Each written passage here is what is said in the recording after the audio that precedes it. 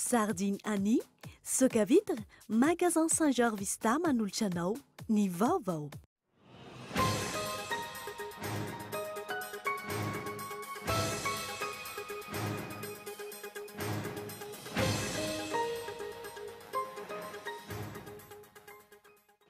Délestage tany Toamasina saiky nidoran'ny olona ny tranon'ny Italian'ny Jirama, ny fandona ny mponina sy ny mpitandron'ny filaminana, olona 4 no voasambotra.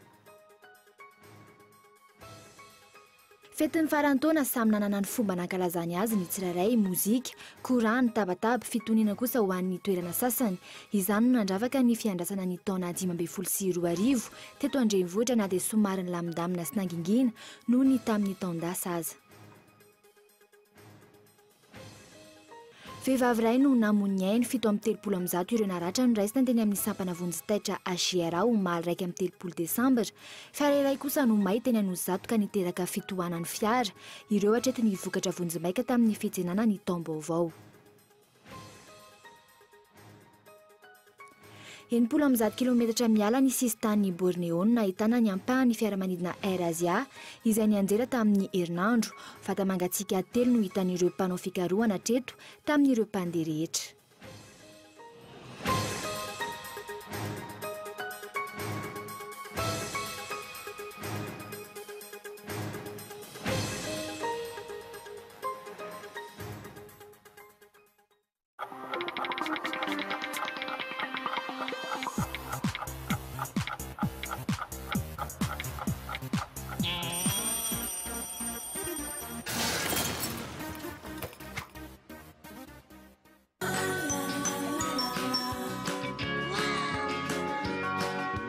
Pour mieux vous hydrater, Vitalo.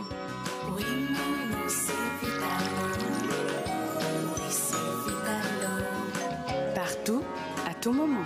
Santé, fraîcheur, vitalité. Vitalo, la pureté en bouteille. Vitalo, la vitalité au naturel. Mon eau, c'est Vitalo. Soka vitre en Utapénac, menuiserie en aluminium, rideaux métalliques, volets roulants, vitres, tôles. Du 15 au 31 décembre, moins de 10% sur les menuiseries en aluminium, rideaux métalliques et volets roulants. Soka vitre en Utapénac, 020 22 682 28, 033 11 256 63. Soka vitre en Utapénac, très sincèrement à votre service. E, fihenam-bidy be tsy misy ohatr'izany natolotry ny magasin Saint-Georges Vista tsara lalàna ho antsika mpanjifa. Fitaovana fampiasa andavanandro, manaraka ny fenitry ny fivoaran'ny teknôlôjia, marika avo lenta, ireo rehetra ireo amin'ny vidiny mirary dia mirary tokoa. Tonga avainga anara mitsidika ny magasin Saint-Georges Vista tsara lalàna, sao taraiky eo Magasin Saint-Georges Vista tsara lalàna, garantie et service après. Une grande promotion pour tous les clients chez Lefmate pendant la fête de Noël et le Nouvel An. Des remises seront offertes pour les salons allant de 25% jusqu'à 50%. Meubles de bureau, 30% à 35%. Salle à manger, vaisselier, table basse, 25%, 30%.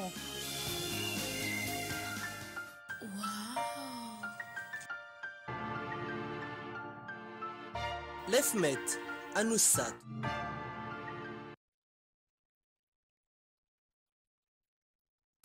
Tongolo voatetika, miavaka kotomila, paty, ampio sardine Annie. Vita ny sakafo. Sardine Annie, ankafizo amin'ny fotoana rehetra. Mofo mikarepoka, tetika voatabia, ampio sardine Annie. Vita ny sandwich. Ankafizo amin'ny fotoana rehetra ny sardine Annie. Sardine Annie, tsara tsiro, mora ampiasaina, mora vidy. Efa fety sahady eo amin'ny galerie Sivy, ararao tiaro ny fihenam-bidy. Misy ireo entana manaraka ny teknôlôjia avo lenta, alarme sy vidéosurveillance, ordinateur portable, imprimante, consommable informatique, tablette, telefônina ika farany fahita lavitra appareil photo sy caméra ampli baffle sy izay rehetra mety électroménager aza mandeha lavitra tsony tokana ny safidiko galerie sivy malagasy mivoatra ampita amin'ny central hôtel tsara lalàna.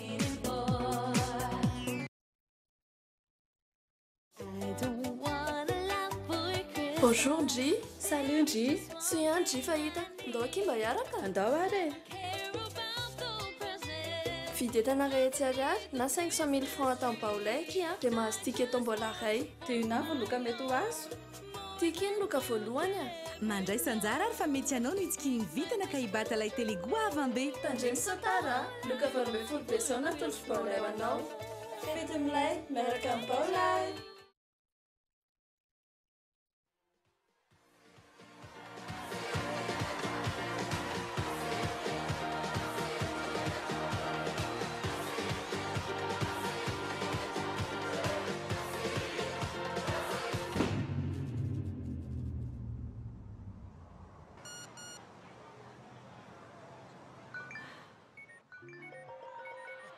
Teny vitsy dia ampy hampamiratra ny tontolonao. Mirary taom-baovao 5 mahafinaritra ho anao.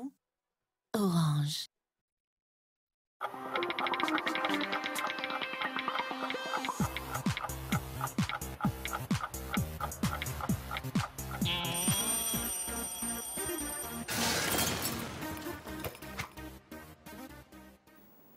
Miarabantsika rehetra mpanaraka ny fampahalam-baovao ny fahita lavitra Cool TV sy ny Cool FM natratra izao taona vaovao 2024 izao asaina hatrany ianao anaraka ny fampahalam-baovao voalohany amin'ity taona ity hatramin'ny farany. Anao ahoana ny lafin'ny politika eto Madagasikara amin'izao fiandohan'ny taona izao teboka lehibe maromaro no andrasan'ny mpanara-baovao amin'ity sehatra ity indrindra amin'ity volana janoary ity. Isan'ny lehibe indrindra amin'izy ireny ny fampihavana-pirenena, ny fanombohana ny fampiana ilay drafim-panjakana ho an'ny fampandrosoana, ny fanangana ny haute cour de justice sy ny sisa rano fanadihadiana hoentin'ny Zora Kotondriny. Anao ahoana ity taona 2024 ity, fanontaniana voalohany manitikitika ny sain'ny mpanara-baovao amin'ity taona vaovao ity. Zavatra maromaro no andrasan'ny besin'ny maro amin'ity volana janoary ity. Ny fahasivon'ny volana janoary avy izao no anatanterahana eny Avolony ny lanonana fampiarabana tratry ny taona amin'ny fomba ofisialy. Isan'ny andraindray ny vahoaka madinika ny kabary fanampiny sy ny fampanantenana tsipokaty ataon'ny filoham-pirenena taorian'ilay kabary izay efa notontosainy tamin'ny 27 volana Desambra 2024 lasa teo. Ireo mpiasam-panjakana ihany koa dia miandry fatratra ny fampisondrotana 10 isanjaton'ny karaman'izy ireo toy ny fanao isan-taona nefa tsy nisy tamin'ny herintaona. Etsy andanin'izany isan'ny avaka amin'ity volana janoary ity ihany koa ny fampihavana-pirenena.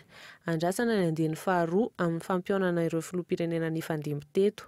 Raha ny vaovao angona, isan'ireo vao asa manokana amin'ilay fety fifampiarabana tratry ny taona eny Avoloha ireo filoha teo aloha 4 Ratsiraka, Ravalomanana, Zavy Albert ary Andry Rajoelina. Itoy amin'ny 17 ny volana janoary eny amin'ny hotely Kintana 5 eny Ivato izay fampionana ireo filoha nifandimby izay tarihin'ny FFKM. Mbola mikasika ny filoham-pirenena trany amin'ny 15 ny volana janoary no feno herintaona nanaovan'ny Hery Rajaonarimampianina Fianianana teny Mahamasina. Andrasana amin'ity volana janoary ity araka izany ny fananganana ny haute cour de justice na ny HCJ. Ity rafitra ity izay ahafahana mitory ireo manam-pahefana sy mpitondra fanjakana. Lalàna izay nolaniana tamin'ny tapaky ny volana Desambra 2024 teny anivon'ny antenimieram-pirenena ary voalohany teto Madagasikara. Mbola hijanony tsy mba zaza ihany sika, isan'ny andrasana amin'ity taona ity ihany koa ny fivoriana tsy ara-potoana voalohany izay hamerenana andiniana sy andaniana indray ny volavolan-dalàna mikasika ny fihetsinjaram-pahefana. Andrasana fatratra ny fandaniana azy ity, indrindra momba ireo komuna misy sata manokana 3 dia Antananarivo, Nosy Be ary Sainte-Marie. Ity lalàna momba ny fitsinjaram-pahefana ity izay ankina ny fifidianana ho avy toy ny fifidianana kominaly izay efa notondron'ny senite atao ny 17 ny volana Jolay ho avy izao. Eo amin'ny lafiny fampandrosoana kosa indray, vao volavola tamin'ny fomba ofisialy tamin'ny filan-kevitry ny gouvernemanta farany teo ihany koa ilay drafim-panjakana momba ny fampandrosoana na ny plan national de développement. Ity PND ity izay natao ho an'ny taona 2024 2024. Vola mitentina 2,3 miliara ariary no ilaina anatanterahana izany. Isan'ny ibahan-toerana amin'ity PND ity ny fitondrana tsara tantana na ny bonne gouvernance, ny tany tandalana ary ny fanomezana vahana ny vondrom-bahoaka itsinjaram-pahefana. Ity farany izay tsy mbola manana afa-tsy ray isan-jato ao anatin'ny teti-bola-panjakana 5.4. Andrasan'ny be sy ny maro araka izany ny fanombohana sy fampiarana ity drafi-panjakana ho an'ny fampandrosoana ity. Izay ny mikasika ny politika fa raikitra indray ny fifandonana teo amin'ny mpona sy ny mpitandro ny filaminana tany Toamasina, faritra Morarano omaly tokony ho tamin'ny valora alina noho ny resaka fahatapahan-jiro.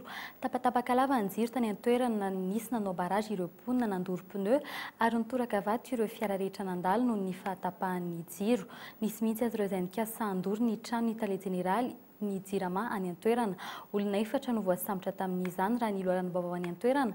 Mbola nisavoritan'ny mponina ihany ny trano Italia io ny maraina teo ary mbola mitohy ny fahatapahan'ny jiro matetika amin'izao ora izao. Hatreto aloha tsy vahaolana ny fahatongavan'ireo groupe na milina mpamokatra herinaratra tany an-toerana itsakilan'izay. Raha ny teo Antananarivo manokana isan'ny nahainoana ako ny fitarainana maro ihany koa ny tany amin'ny faritra Tosina haritra 12 ora ny fahatapahan'ny jiro omaly nanomboka tamin'ny 7 ora maraina hatramin'ny 10 ora sisa sasany alina. Hatreto mbola mitohy ny delestage ary tsy misy vahaolana maharitra ny mikasika izany. Fa lafim-baovao hafa kosa indray laharana fahavalo alohan'ny farany no misy any Madagasikara ankehitriny amin'ireo firenena mahantra araka ny tatitra navoaka ny filan-kevitry ny firenena mikambana misana ny vatra sy ny fampandrosoana ny CNUSED tarazon'ny krizin'ny verimberina teto amin'ny firenena no anton'izany ihany koa mikorotana hatrany ny foton'ny fanabeazana eto Madagasikara antony tsisy ny fivoarana eo amin'ny toe-tsain'ny olom-pirenena azo atao ny miala amin'izany toerana izany raha toka voatrandraka araka ny tokony ho izy ny harem-pireneny fanadihadiana.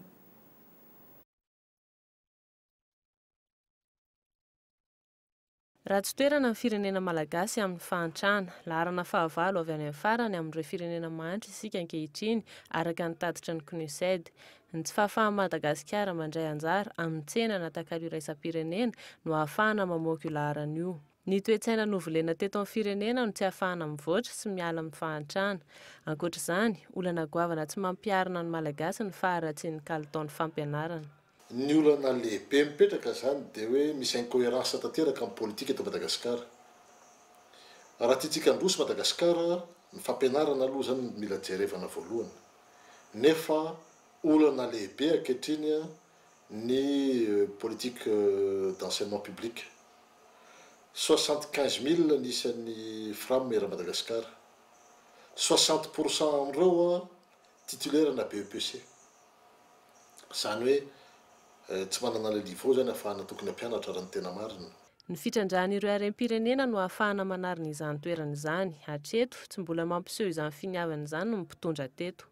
Raha ny tena marina moa zany raha ohatra ny capitale naturel no resantsika dia tsy tokony any amin'ny fahavalo any amin'ny farany Madagasikara fa tokony any amin'ny fahavalo any amin'ny voalohany. Be dia be mantsy ireo haren'ireo indrindra raha mbola miampy eo ireo nosy malagasy manodidina antsoin'ny frantsay hoe les éparses. Raha tambatra izay richesse naturelle eto Madagasikara zay dia firenena anisan'ny manana indrindra eto ambonin'ny tany Madagasikara. Ny mampalahelo dia hoe nahoana no tsy mivadika ho harena ho an'ny vahoaka malagasy le izy, nahoana tsy mivadika ho harena ho an'ny Madagasikara. Rehefa miteny ho harena ho an'ny Madagasikara, ny hôpitaly, ny lalana, ny mpampianatra, ny université, ny vahoaka malagasy, nahoana tsy migioka ireo haren'ireo any amin'ny resaka fitondrana mahatonga an'izay. Sehatra maro no mbola ahitana taratra ny fahantrany firenena malagasy. Mbola anarivon'ireo olona very asa no mbola tsy mahita asa na dia eo aza ny fiverenan'ny famatsiam-bola sy ny fampiasam-bola. Fa tsy ny iray janoary ihany akory no fankalazana ny taom-baovao maneran-tany. Maro isan-karazany ny taom-baovao izay samy miankina amin'ny toerana sy ny finoana. Misy ireo mponina tsirairay avy eny na hatramintsika malagasy aza dia manana ny fankalazana ny taom-baovao antsika izay mbola mampisy adi-hevitra betsaka hatreto arao ny fanadihadiana hoentin'ny Zora Kotsindrina.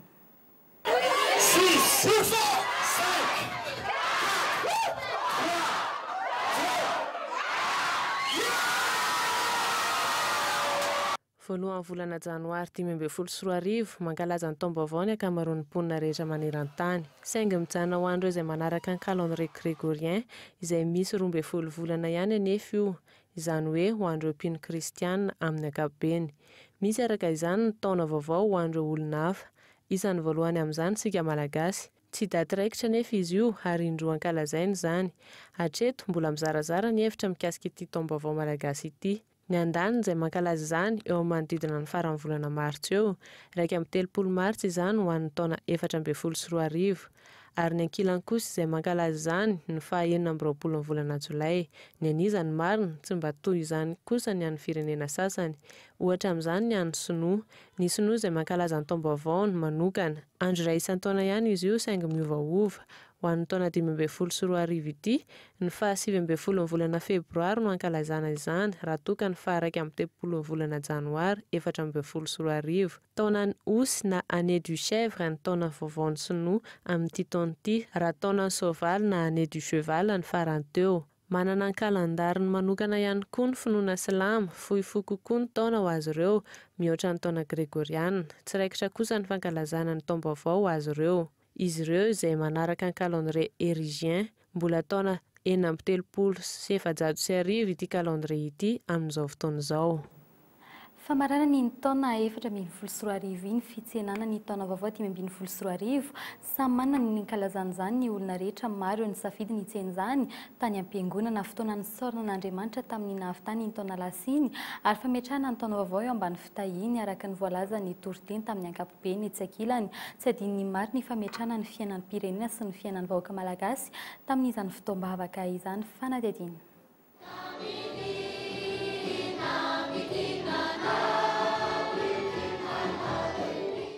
Vavaka sy fiderana an'Andriamanitra endrika iray nandraisan'ny olona sasany ny taona vaovao teto Antananarivo. Fiarintsoa ho an'ny malagasy mpiray tanindrazana, fametrahana fiainam-pirenena eo am-pelatana an'Andriamanitra. Filarian'ireo olona tamin'izao taona vaovao izao avokoa izany. Tena mety izany dia manakona fiainana manontolo amin'Andriamanitra. Rehefa tsy manana an'Andriamanitra tsisy zavatra mandeha. Izay. Arakaraka ny tsirairay ihany io e. Fa finoana tsy mety atao ambony foana finoana izany mba hivan'ny malagasy. Ka rehefa mitahina dia tsy maintsy mandray federana e. Mandray federana. Dia manam-panantenana sy finoana fa andray 2015 dia izay ny atongavana amin'izao fotoana izao. Aty am-piangonana no amarana ny taona 2024 andraisana ny 2024 indray. Ankoatr'izay teny fankahirezana ifampizaran'ny kristianina teo amin'ny FJKM Andavamamba ny aliny 1 Desambra ny hoe arabaina velonaina na hatratra ny farantaona hitay anao ane ny tompo ka hiaro anao. Toy ihany koa ny tenin'Andriamanitra nalaina tao amin'ny lioka voalohany 7:70 ka hatramin'ny 8:50 izay tokony alain'ny tsirairay tahaka amin'ny fideranan'Andriamanitra. Araka ny filazantsara araka ny lioka io ny 9:70 hatramin'ny 8:50 isotonantsika hevitra io lay antson'ny katolika hoe ny hira tsara indrindra nataon'ny Maria na i Masin'i Maria moa filazany azy Magnificat de Marie. Karabateanao faran'ny taona tena mafinaritra ianao na hoe réveillon magnifique dia mandao koa raha io hira-pidirana na hira magnifique nataony Maria io. Zany mahatonga ny réveillonnao tonga lafatra raha manaraka tsara ny ambaratonga izay lazain'io ianao.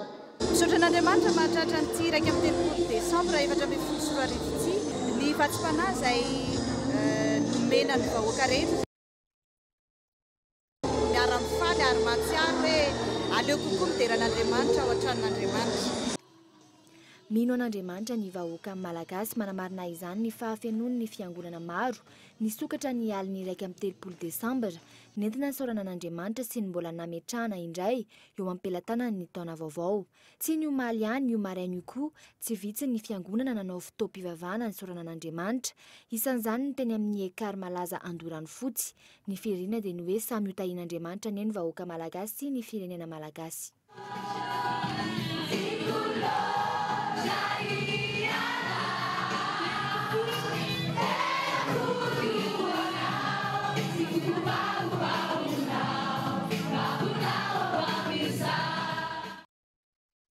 am-piangonana ihany famezivezena mozika korana tabataba fitoniana kosa ho an'ny toerana sasany izany no nandravaka ny fiandrasana ny taona vaovao 2024 teto Antananarivo renivohitra taona namonjy toeram-pandihizana nisy nanao fety teny amoron-dalana fa teo ihany koa ny tany atokantrano an'ireo namonjy toeram-pandihizana vola tsy papaika ny sampinamana na fianakaviana mahatratra hatramin'ny 2 hetsy ariary nanomanana ny fetin'ny farantaona fanatetiny.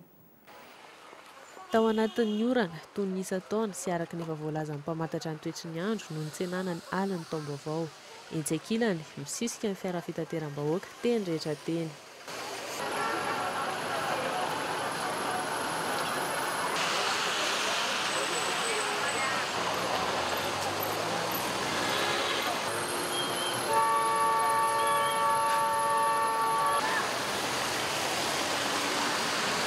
Eny an-dalana avoaka ny zava-maneno mitangorona ny manodidina mandisy mampiseho ny talentany na ny kely na ny lehibe. Feno mpifamezivezy ny lalana, ao ny mitety ireo trano fandihizana, teo ihany koa no mitety ireo toerana fialamboly manodidina Analakely.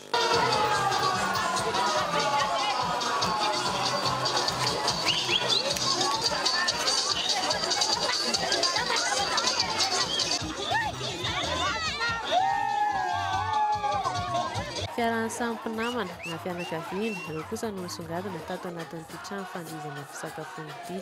Toerana ny safidian'ny mpinamana maromaro hiandrasana ny fikadon'ny taona vaovao.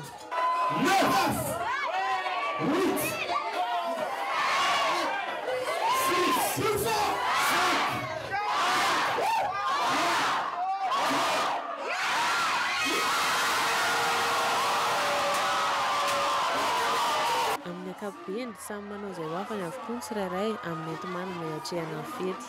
Raha ho an'ny fetin'ny farantaona, ireo mpinamana manao tsy papaika anaovan'izany.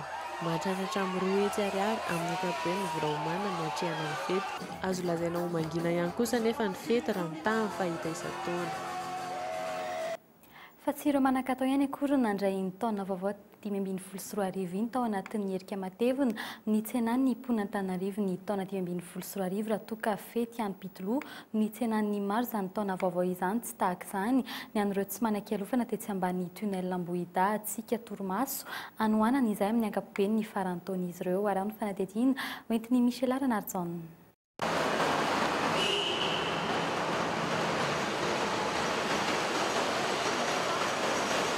Toy izao no hita tetỳ ambanin'ny tunnel Ambohida ny aliny 1 Desambra.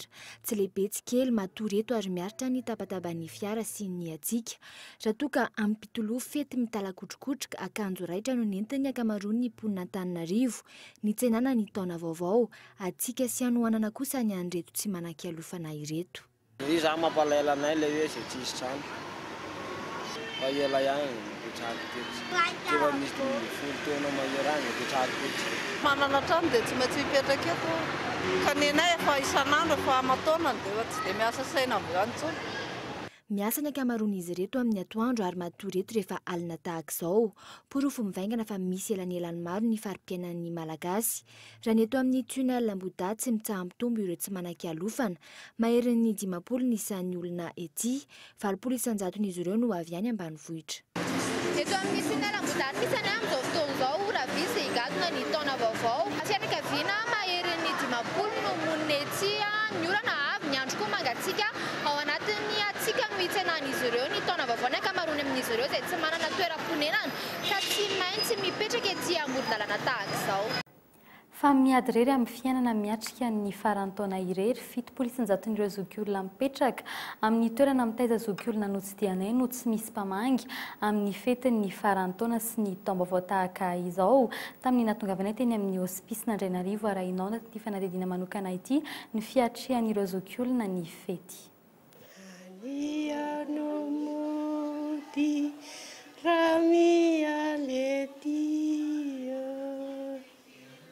Vetivana teu itako Laitanana sua tiaku. zokiolona mahery ny 80 taona miisa 430 no mipetraka ato amin'ity fitoerana mpitaiza zokiolona ity. Tsaroana manokana izy ireo amin'izao ankatoky ny fety izao. Beberalenina zokiny indrindra amin'ireo zokiolona mipetraka ato. 470 taona izy amin'izao fotoana izao ary 3 taona izay no teto amin'ity fitoerana ity. Nandritra izay 3 taona izay mahalana ireo mpitsidika azy raha ny fanazavany. Isy mamangy ihany ny olo-patatra. Maly azao nisy naka dia nately ny afako maly. Tirika fotsiny. Fotoana ahatsiarovana manokana ireo ray aman-dreny nahitana masoandro ny farany taona sy taona vaovao tahaka izao. Tsarak' izany anefa no misy raha ho an'ireto zokiolona ireto.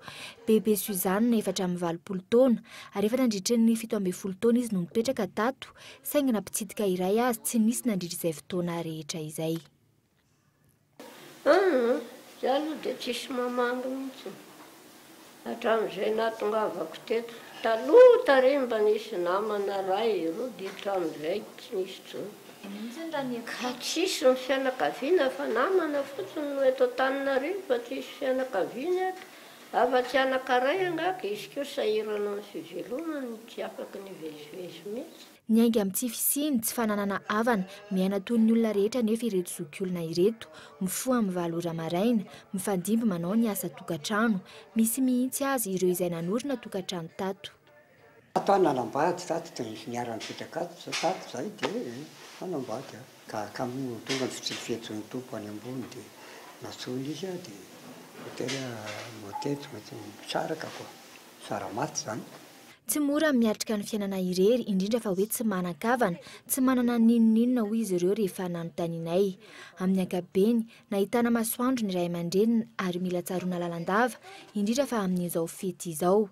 Raha eo amin'ny malagasy, fotoana fanaterana solom-body akoho ny taom-baovao, tsy hisy anatitra solom-body akoho kosa ny akamaroany reto be antitra ireto raha ny fanadizina nataonay raha tsy ny avy amin'ny malala-tanana sy ireo mpanao asa soa samihafa.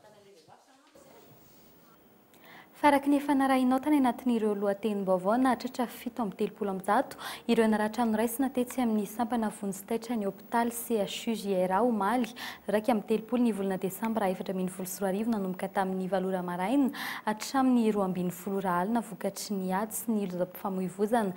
Vehivavy iray 40 taona koa namony ainy vokatry ny lozam-pifamoivoizana teny Itosy. Ankilany tsy mbola fantatra ny tatitra avy amin'ny mpitandron'ny filaminana momba ny tranga fanafiana sy ny fanakory tany nandritry ny fety ny farantaona. Fanatedina. Miisa raiky amby 70 ny voaterina hiditra hôpitaly tamin'ireo olona 730 no raisina teny amin'ny ASJRA ny tontolo andro ny omaly farantaona 2022. 20 tamin'ireo naratra vokatry ny ady, 70 no ny lozam-pifamoivoizana izay namoizana ain'olona iray. Vehivavy 40 taona andeha hivavaka, voadonan'ny fiara teny Itosy, omaly tokony ho tamin'ny 7 ora sasany hariva.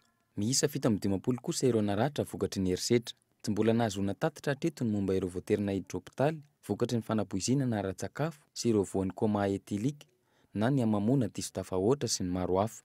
Tsy mbola nahazoana tatitra ihany koa ny mpitandro filaminana momba ireo tranga fanafiana sy ireo voaterina atao fanadihadiana noho tsy fananana taratasy mazava sy ny amamona ary ny fanakorontanana teny anivon'ny fiarahamonina.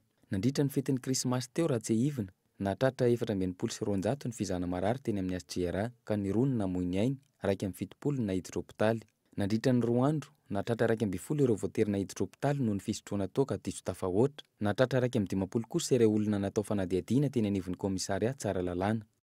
Maresaka avy any ivelany 7 ora taorian'ny anjavonan'ilay fiaramanidiny Eurasia izay nitondra mpandeha 12 tany amin'ny 10 kilometatra miala ny sisitany Borneo nahitana ny ampahany tamin'ny fiaramanidiny talata farany teo tany amin'ny ranomasin'ny Java. Hatreto vatamangatsika 3 no hitan'ireo mpanao fikarohana raha tsy ahivina: Indonezianina 550, Koreana tatsimo 3, Malezianina 1, Singaporiana 1 ary Britanika 1 sy ny mpanamorim-panampy no tao anatiny fiaramanidina io. Dia izay ihany koa tompo lasomiko vavy no entiny indray manakatona ny fampahalaam-baovao tamin'ny teny malagasy tamin'ny ity anio ity. Raha mpitso tahaka izao dia ny fampahalaam-baovao lehibe anarahinao ireo jery todika tamin'ny taona 2024 iny dia ireo vao nisongadina amin'ny valorana narahinao izany. Raha mpitso ny tena kosa metraka ny veloma amin'ny manaraka indray veloma tompoko.